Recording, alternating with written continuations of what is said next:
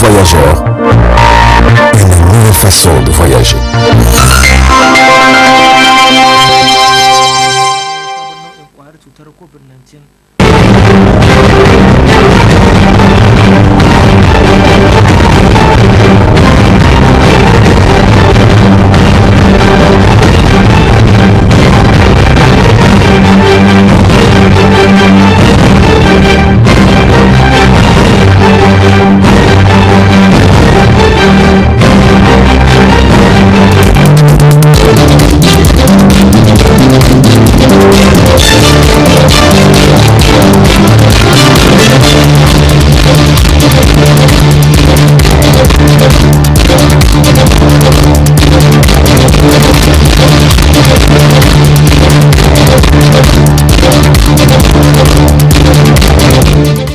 Ce samedi, les parlementaires de leurs actions du contrôle des actions gouvernementales ont interpellé la ministre de l'Environnement et de la lutte contre la désertification pour échanger sur la situation de la recrudescence des feux de brousse ces derniers temps dans certaines localités du pays, notamment dans les zones qui ont enregistré des dégâts importants, dont des milliers d'hectares de pâturages ont été ravagés par des feux de brousse.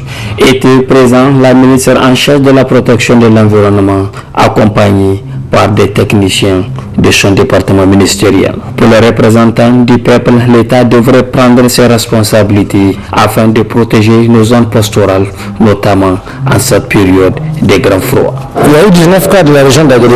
Parmi les 19 cas, 13 cas sont dans une seule commune, c'est-à-dire la commune d'Agadez. Donc là, vraiment, ce sont les populations qui se sont mobilisées. C'est vrai, on sait que c'est l'environnement qui est devant, c'est l'environnement qui a mobilisé tous ces gens-là, mais vraiment, la population s'est fortement mobilisée. Avec le peu de moyens qu'ils ont, ils ne sont pas habilités, ils ne sont pas aptes, les moyens qu'ils ont, ils ne sont pas aptes à cette activité-là, à ces genre d'opérations, mais avec tout ça, ils ont mis beaucoup d'efforts quand même. C'est avec ça qu'on a pu en tout cas gérer tous ces 13 feux de brousse. Donc même dans les autres départements, mais ça je donne un exemple parce que c'est le département qui a eu le plus de cas. Après on a demandé aussi, on a sollicité en tout cas au gouvernement à travers la ministre de l'Environnement l'installation de sapeurs-pompiers dans ces zones-là. Quand vous prenez par exemple la zone d'Agadez-Net, le département d'Agadez-Net qui a 25 000, une seule commune qui a 25 000 mètres carrés, donc c'est l'élevage presque à 100%. Et là, il n'y a pas... Cette année, on a constaté que vraiment, s'il y avait le service des sapeurs-pompiers, au moins dans les zones qui sont pas loin de là-bas, comme la commune, le département d'Akoro, ou bien celle de Tamit, au moins on peut faire face à ces fléaux-là.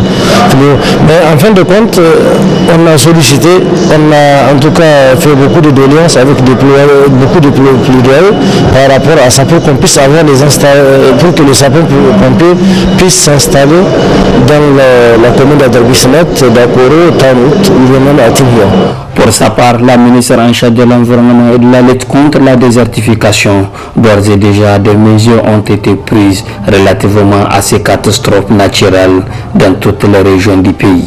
Le phénomène de feu de brousse ces dernières années, surtout cette année, a eu un facteur, en tout cas un impact très sérieux sur la production fourragère où notamment dans le département d'Ottawa, plus de 400 000 hectares en tout cas de pâturages sont partis dans le feu.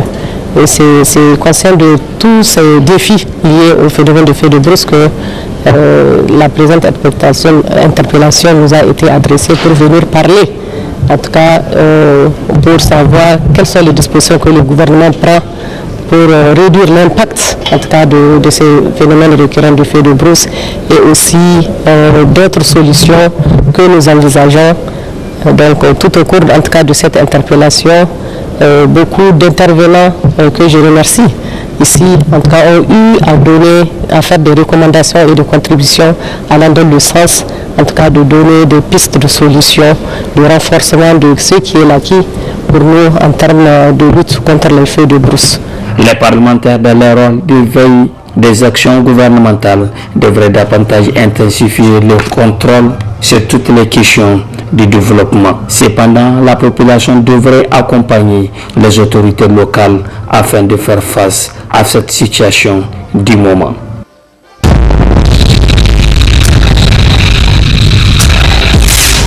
Vendredi 26 novembre 2021, le Niger est honoré d'accueillir le 38e séminaire des secrétaires généraux de l'Association des comités olympiques d'Afrique retenu sous le thème planification et stratégique pour l'amélioration de la gouvernance au sein des CENO, le perfectionnement des athlètes, des entraîneurs et des responsables et l'harmonisation avec les plans continentaux pour la promotion de l'excellence africaine au niveau international. Une occasion qui ne laisse pas indifférent le président du comité olympique et sportif national du Niger. Le contexte particulier dans lequel se tient la présente session mérite d'être souligné à double titre. D'une part, comme je l'ai mentionné tout à l'heure, la pandémie de la COVID-19 qui a modifié nos attitudes et nos habitudes en nous imposant de nouveaux modes de fonctionnement, tant sur le plan administratif que social, avec l'observance des mesures barrières à titre préventif. Mais d'autre part aussi, c'est une période charnière qui se situe entre la fin d'une Olympiade et le début d'une autre, en termes d'opportunités, pour établir un bilan exhaustif et objectif, afin de se projeter dans le nouveau cycle avec des stratégies adaptées en capitalisant les expériences de l'analyse diagnostique du cadre. Pour la circonstance, dans son allocution, l'Association des comités olympiques d'Afrique, ACNOA, a salué les efforts de l'Afrique en matière sportive. Engagez-vous pour un mouvement olympique puissant qui entraîne la jeunesse africaine vers le sport, vecteur de santé, la détection et l'excellence des athlètes, des jeunes talents, la culture de la paix par la mobilisation des jeunes par le sport. Vous êtes la pierre angulaire de la mise en œuvre de toutes les politiques structurelles de valorisation du sport en Afrique et grâce à vous dépend la santé physique et morale de nos 54 comités nationaux olympiques. Ce 38e séminaire doit, comme de tradition, nous conduire à de nouvelles projections qui ont pour socle la vision d'un mouvement olympique et sportif plus dynamique, mieux stéréotypé, plus alerte, moins inerte et plus prospectif que rétrospectif. Les thèmes abordés durant ces 38e travaux se greffent à la thématique centrale suivante. Planification stratégique pour l'amélioration de la gouvernance au sein des CNO, le perfectionnement des athlètes, des entraîneurs et des responsables et l'harmonisation des plans continentaux pour la promotion de l'excellence africaine. Le ministre de la Jeunesse et du Sport, dans son mot d'ouverture, est revenu sur l'importance du sport tout en remerciant les autorités pour leurs efforts en faveur de ces secteurs. Le rôle de la commission des athlètes, les relations entre les CNO et les gouvernants, aux sorties des Jeux olympiques de Tokyo dans l'optique de mieux amorcer les préparatifs et garantir un succès éclatant aux sportifs du continent aux Jeux de Paris 2024 en capitalisant les bilans et expériences. Je tiens particulièrement à vous rassurer sur le point des relations entre gouvernement et mouvement sportif que nous entretenons d'excellents rapports basés sur l'autonomie dans la conduite des activités par les fédérations sportives nationales, dans le respect des dispositions de la délégation de pouvoir en privilégiant les objectifs d'intérêt général définis par des conventions d'objectifs et de performance. Étant un outil économique et souple pour promouvoir les objectifs de la paix et de développement durable, ces Jeux olympiques aident le sport à exploiter sa capacité à réaliser les objectifs mondiaux. Ainsi, cette cérémonie a pris fin sur une remise de distinction entre les membres du comité et une photo de famille pour immortaliser l'événement.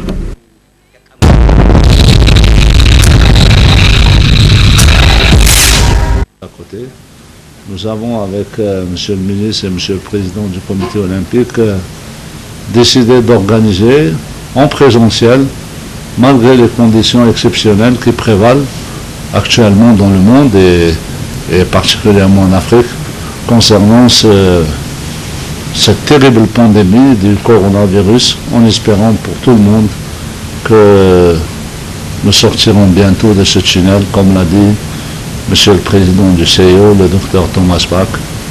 Le sport doit servir à sortir l'humanité de ce long tunnel de la pandémie.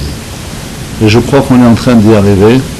Vous avez pu relever le succès remporté par les Jeux Olympiques et les partenaires qui, il faut le dire, ont maintenu leur niveau de soutien financier. Tous les partenaires, toutes les grandes compagnies mondiales ont contribué et les recettes marketing ont évolué, ont été encore plus positives. En plus de cette mobilisation faite par toute l'humanité pour suivre les Jeux Olympiques. Donc je suis très honoré et très fier d'avoir été décoré par Monsieur le Ministre au nom de son Excellence Monsieur le Président de la République, à qui je présente tout mon respect et tout le respect du mouvement olympique africain ainsi que toute notre gratitude. Le sport, la jeunesse, c'est quelque chose qui compte beaucoup pour le gouvernement nigérien. Le président l'a dit, il n'hésitera pas à accompagner cette jeunesse, ce sport nigérien, pour que nous puissions être vraiment, qu'on puisse nous compter parmi les pays les plus grands sportifs. Et c'est dans ce cadre-là que je tiens encore à remercier le président pour tout ce qu'ils ont fait pour nous et tous ceux qui continueront, qui vont continuer à faire et continueront à faire pour nous, parce qu'il y a des très grands projets qui viennent de nous souffler à l'oreille tout à l'heure. Je souhaiterais que d'abord, le moment où ça va être officialisé, que nous puissions être tous au courant, qu'ils le fassent lui-même.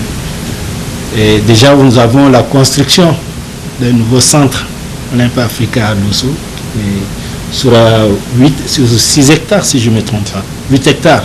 Alors, sur 8 hectares, c'est déjà un pas. Nous avons celui de Niamey, nous allons avoir un deuxième.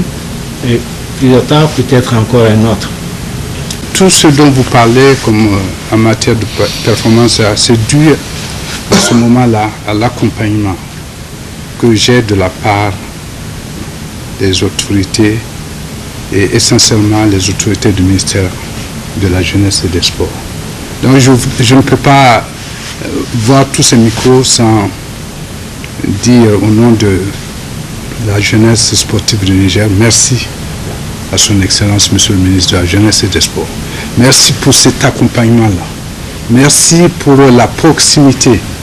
Et vraiment, sans cela, je vais vous dire, je ne pourrais pas, même si vous me félicitez, comment je ne pourrais pas amener plus haut le sport nigérien. Alors c'est ce vent-là que vous m'insufflez par derrière, là, dans le dos, qui fait que le sport nigérien, vraiment, par la volonté de tout le monde, arrive à prendre son envol.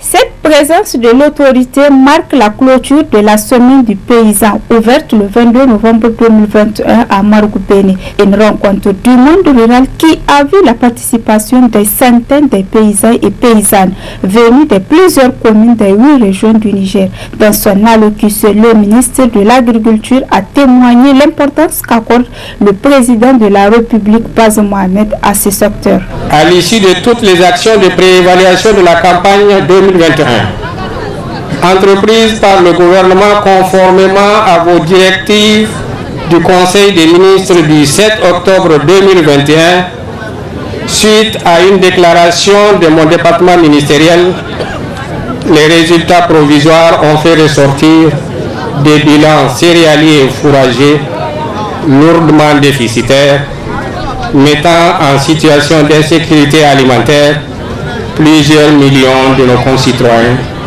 et de têtes de notre cheptel. Sur la base de ces résultats déficitaires, vous avez instruit le Premier ministre de formuler sans délai un plan d'urgence comprenant toutes les actions nécessaires pour prévenir les effets néfastes qui ne manqueront pas de résulter de cette insécurité alimentaire et nutritionnelle. Cette journée est donc une occasion de rencontre entre la paysannerie nigérienne et les décideurs politiques. Elle est conçue comme un cadre de dialogue direct, franc et sincère entre décideurs politiques au plus haut niveau et les productrices et producteurs sans intermédiaire. En cela, elle est une initiative très utile qui mérite d'être encouragée. Après 4 jours d'échanges sur les divers défis, la plateforme paysanne par la voix de Jubo Bagna n'a pas manqué de cette rencontre entre décideurs politiques et paysans de soumettre leurs doléances. Il s'agit de la BAGI, la Banque agricole du Niger, et du FISAN. Pour la BAGI, nous sollicitons le portage d'une partie des actions de l'État au sein du capital de la banque, comme indiqué dans notre lettre du 3 novembre 2021 adressée par la plateforme paysanne à votre Excellence. Pour le FISAN, allouer des ressources financières suffisantes pour accélérer le déploiement des services financiers et non financiers au profit des acteurs des chaînes de valeur agro-silvopastorales et halieutiques, ainsi que pour le financement des dispositifs d'appui conseil et de recherche en développement en parfaite synergie avec la BAGI. Sur les intrants, améliorer l'offre de disponibilité et d'accessibilité, augmenter fortement la subvention publique engrais, semences, produits zootechniques, aliments bétail, aliments pour l'aquaculture, contrôle de qualité des intrants par les services publics compétents, mettre en place le fonds commun des engrais et solliciter l'accompagnement des partenaires. Les producteurs et leurs organisations déjà engagées dans la promotion des engrais organiques sollicitent en même temps un accompagnement soutenu et une subvention de cet engrais. Nous encourageons fortement l'initiative de l'État à créer 2 usines de mélange des engrais et la création d'une usine pour l'exploitation de phosphate de Tawa. Sur les changements climatiques, l'accélération du changement climatique et les différents programmes publics pour l'atténuation et la mitigation nous engagent à soutenir le renforcement des initiatives et technologies appropriées à nos capacités économiques. Le renforcement du partenariat multi-acteurs OP Recherche Conseil agricole est un défi à relever. Nous y croyons fortement. Enfin, notons que cette semaine du paysan est une rencontre d'espoir à travers son thème de la 2e édition intitulée « Rendre attractif le secteur agro-silvopastoral et halieutique dans un contexte de changement climatique et d'insécurité » afin d'assurer une sécurité alimentaire aux Nigériens.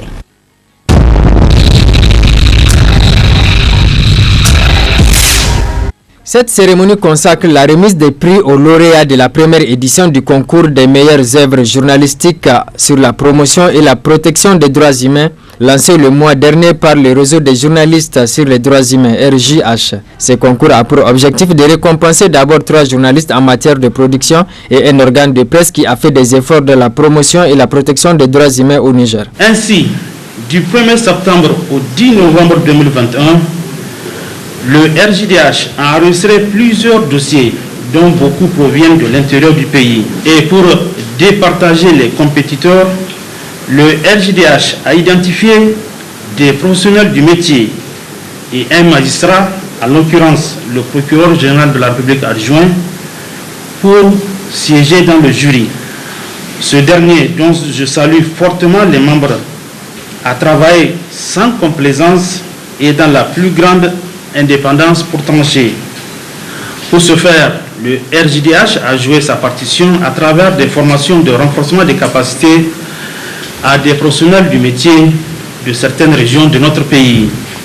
À travers ces ateliers, nous fondons l'espoir que les différents journalistes ayant suivi les formations pourront, de façon objective et professionnelle, vulgariser les droits de l'homme par le canal des médias, avec comme objectif ultime de faire parvenir à leur appropriation par les citoyens. Présent pour la circonstance, le président de la Commission nationale des droits humains, CNDH, a encouragé et apprécié les participants à cette première édition de concours. Cette activité, qui rentre dans le cadre du projet Gouvernance démocratique droits humains, GDDH, financé par l'ambassade du Royaume du Danemark et mis en œuvre par Oxfam, vise à amener les hommes des médias à s'intéresser à la question des droits humains au Niger.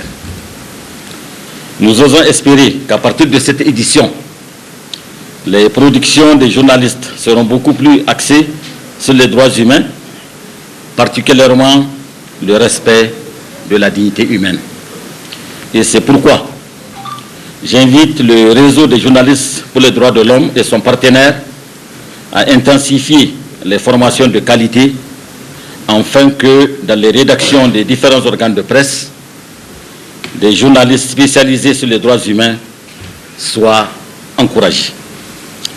Pour sa part, la Commission nationale des droits humains s'engage à apporter son appui, son soutien et son accompagnement pour la spécialisation des journalistes sur les questions des droits humains.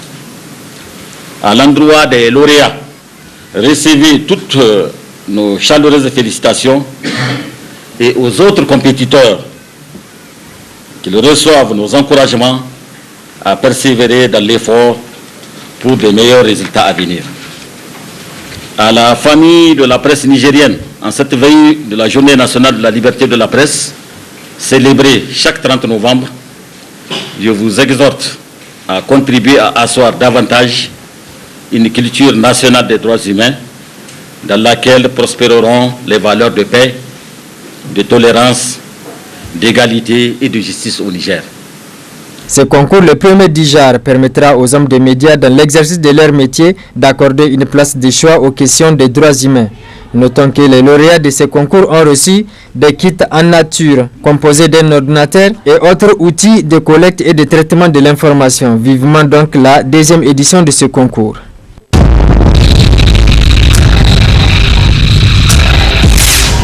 Organisée par l'Association pour la promotion de l'élevage au Sahel et en savane APES, cette cérémonie officielle consacre la remise des kits au vin aux 112 familles déclarées vulnérables du village de Bitaye dans le département de Kolo. Cette remise a pour objectif de venir en aide aux familles vulnérables de Bitaye en leur offrant gratuitement 216 têtes de moutons, parmi lesquelles des brebis reproductrices, pour pouvoir remplir les objectifs de développement durable au Niger. Avec un consortium d'acteurs, ont élaboré un projet qu'on appelle MOPS. Donc le MOPS, c'est pour 3 ans. Et le MOPS, c'est un projet de mobilité transfrontalière pastorale pour une stabilité sociale. Donc dans ce cadre, le projet a jugé nécessaire d'appuyer les exploitations familiales, membres de la PES, identifiées par un outil qu'on appelle bilan simplifié. Identifié qui après l'identification, le bilan s'est avéré que ces exploitations familiales sont vulnérables. Donc c'est ce qui justifie le choix de ces exploitations familiales. Peut-être certains peuvent se poser la question, comment on est parvenu à identifier ces exploitations familiales. Donc au niveau de la PES, on a un outil qui nous permet chaque année, on envoie des animateurs sur le terrain, collecter les informations, on les traite, on les analyse et on arrive à faire la typologie des exploitations familiales selon les degrés de vulnérabilité. Donc à partir de ces degrés de vulnérabilité, on essaye d'apporter la réponse appropriée par rapport aux difficultés que rencontrent les exploitations familiales. Donc nous sommes là pour remettre officiellement les kits ovins acquis dans le cadre du MOPS à ces exploitations familiales diagnostiquées vulnérables. Ce geste combien noble et important de APES en faveur des familles vulnérables de Bitaye a été salué par le maire de Kolo, car les ovins leur permettront de répondre à leurs besoins les plus urgents. Le président de APES, les membres de APES, l'honneur me choisit aujourd'hui de vous accueillir dans notre commune à la cérémonie de remise de kits ovins dans le cadre du projet MOPS. Au nom de toute la population de Kolo et au mien, je vous souhaite la bienvenue et vous souhaite un succès éclatant tout au long de cette cérémonie. À noter que cette remise de kits au vin vient à un moment fort opportun et il permettra de résoudre les problèmes des familles vulnérables de Bitaye.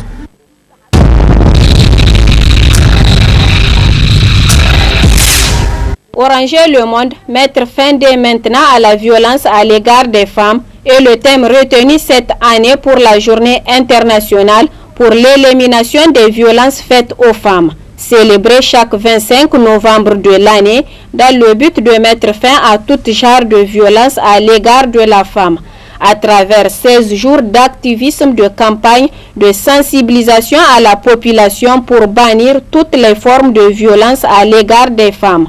À cette occasion, l'honorable Jaouga Sahadatou, en lançant la campagne de sensibilisation pour l'élimination des violences faites aux femmes, a lancé un appel à ses collègues représentants de la nation pour soutenir cette campagne. Les honorables députés ne doivent pas rester en marge, raison pour laquelle, en tant que femme parlementaire acquise à la cause de cette lutte, nous nous sommes arrangés, organisés pour amener nos autres collègues à participer activement à cette journée en commençant par porter cette guirlande qui se trouve au cou de chacun de nous, une manière de participer au slogan « Oranger le monde » pour éliminer les violences faites aux femmes et aux filles. Je l'ai dit, les violences faites aux femmes et aux filles sont d'actualité. Elles sont présentes, elles sont omniprésentes à travers le monde, dans chacun de nos pays, dans chacune de nos régions, dans nos foyers, je l'ai dit, au service, aux champs, sur les points d'eau, elles sont partout. Je pense que le fait de se mobiliser déjà pour montrer notre soutien à toutes ces journées et campagnes d'information est un grand pas. Donc il faut renforcer ces journées. Mais ce qui est très important, c'est qu'au-delà des villes, nous devons nous transporter dans les campagnes parce que la plupart des violences faites aux femmes et aux filles se trouvent au monde rural. Et nous devons nous transporter au niveau du monde rural. Les violences faites aux femmes constituent la violence la plus répandue dans le monde. La femme, elle est considérée comme l'être inférieur, n'ayant pas de connaissances suffisantes. Donc une personne dont le degré d'ignorance est tellement important, c'est qui la rend vulnérable. Également la femme, elle est considérée comme l'être la plus pauvre ou le plus pauvre. Encore cette pauvreté la rend encore vulnérable, est-ce que vous voyez, qui fait que quand la femme est dépendante de responsables hiérarchiques, je ne sais pas, d'autres acteurs de la communauté, de tout le temps, cette femme n'échappera pas à cette violence. C'est pour cela qu'il est très important d'éduquer nos femmes, notamment les filles. Il est très important que nous ouvrons les voies d'autonomisation aux femmes et aux filles également. D'un côté, l'éducation et l'autonomisation de la femme sont des armes qui peuvent arracher les femmes de toute forme de violence avec l'appui notamment des autorités, les leaders traditionnels et religieux, leurs organisations œuvrant dans la lutte contre les violences faites à l'égard des femmes, pour sensibiliser et accompagner les femmes victimes des violences, pour qu'ensemble on mette fin aux violences à l'égard du genre.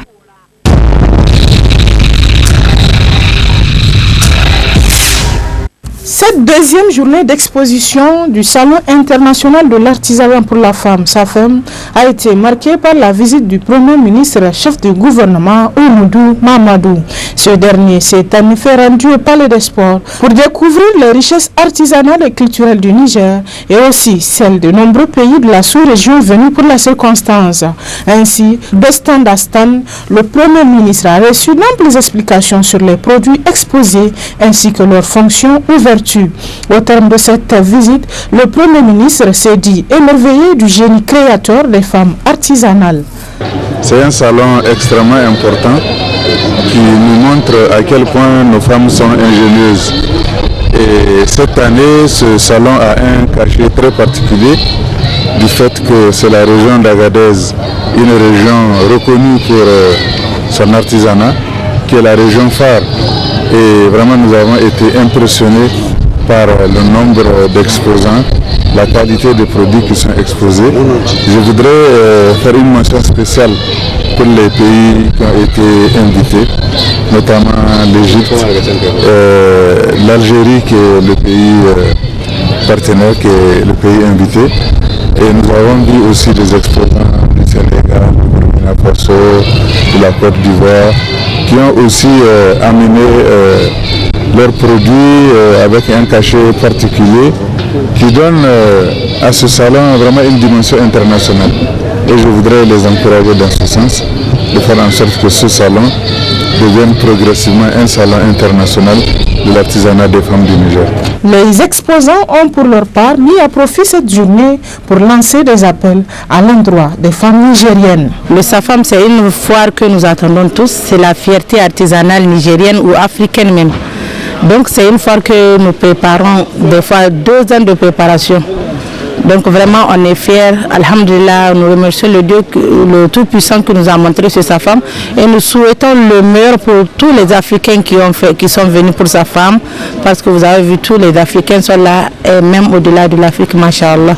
Comme vous avez vu, c'est une fierté pour nous, comme je l'avais dit, de montrer ce que nous pouvons faire.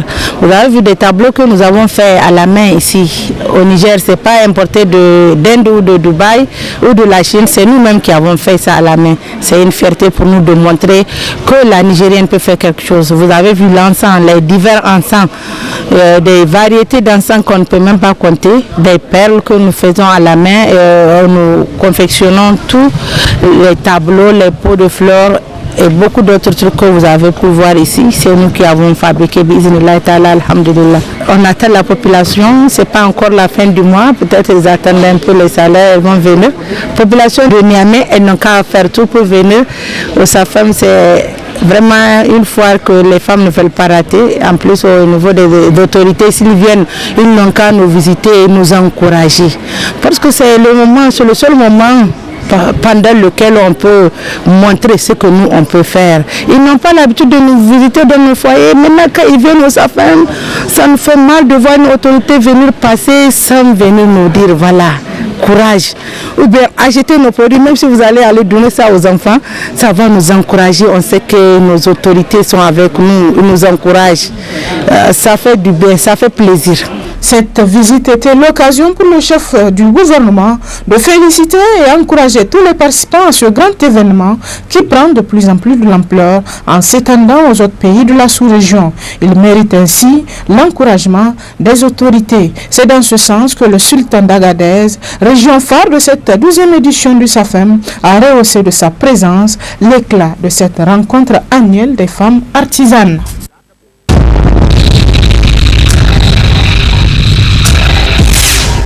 Dans le cadre des préparatifs de la Journée nationale des jeunes leaders, le cabinet des jeunes leaders organise ses points de presse dans l'objectif d'informer le grand public de la tenue de la 3e édition de la Journée nationale des jeunes leaders le samedi 4 décembre prochain. Cette journée nationale a pour mission de répondre aux besoins des jeunes entrepreneurs en les accompagnant dans l'entrepreneuriat et de changer la mentalité des jeunes entrepreneurs dans la transformation. Il y a tout à faire, ne veut pas dire que rien n'a été fait. Mais nous avons la chance extraordinaire que, quel qu'en soit le type d'investissement qu'on voudrait faire, quel qu'en soit le type d'action que nous voulons poser, le Niger fait partie aujourd'hui des meilleures terres au monde pour le faire. Et ça, ce n'est pas moi qui l'ai dit, ce sont les plus grandes analyses qui le disent, parce que l'Afrique de manière générale est considérée comme étant l'avenir du monde. Et le Niger étant un des pays les plus challengeants en Afrique, il fait partie du centre de cet avenir. Je prends juste un exemple. Si on veut faire des unités industrielles, c'est plus facile de les faire là où il n'y a point d'industrie. Si on veut investir dans l'agriculture, c'est plus facile de le faire là où le défi de sécurité alimentaire est le plus élevé.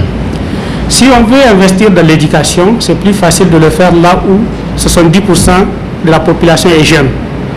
Et imaginez tous les autres aspects, c'est la même chose. Maintenant, c'est quoi notre défi fondamental pour faire la transformation du Niger, pour faire tout ce dont nous rêvons? Notre défi fondamental, il est un et unique, c'est le défi du capital humain. Ce ne sont pas les matières premières qui vont changer le pays, ce n'est pas le pétrole. ce n'est pas l'uranium, ce n'est pas la géographie. Et chaque Nigérien pris individuellement, lorsqu'il exerce pleinement son potentiel, il devient un transformateur de tout ça.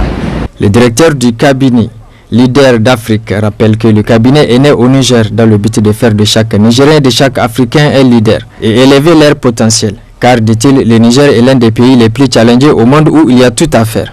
La GNJL est née pour répondre à une préoccupation.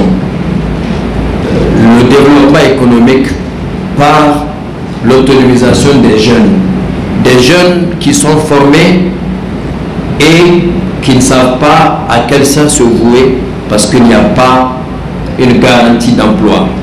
Pendant que le marché économique est là, il est vaste, disponible, tout est à construire au Niger. Donc nous avons dit qu'il faut changer les mentalités des jeunes et les amener sur le terrain de l'entrepreneuriat. C'est dire que la GNG n'est pas seulement un cadre de formation et sensibilisation, mais au-delà, c'est un cadre d'engagement entrepreneurial, mais surtout de transformation. On l'a dit clairement hier avec le ministre, si la GNGL est juste une occasion pour que les gens viennent se faire voir et qu'ils prennent des engagements théoriques, ce n'est pas la peine d'avancer. Donc le résultat attendu, c'est une transformation. Une jeunesse qui prend le destin de notre pays en main. Je l'ai dit déjà, les vieux sont en train de partir. Et les jeunes, les plus jeunes, nous regardent. Donc l'avenir de notre pays repose sur nous. Et nous devons forcément le prendre en main pour que l'histoire nous écrive en lettres d'or. Enfin, pour la journée des jeunes leaders qui fait partie des facteurs clés de l'économie, tous les jeunes sont invités à assister et à s'inscrire pour être un leader entrepreneur. Vivement donc le 4 décembre pour la journée nationale des jeunes leaders.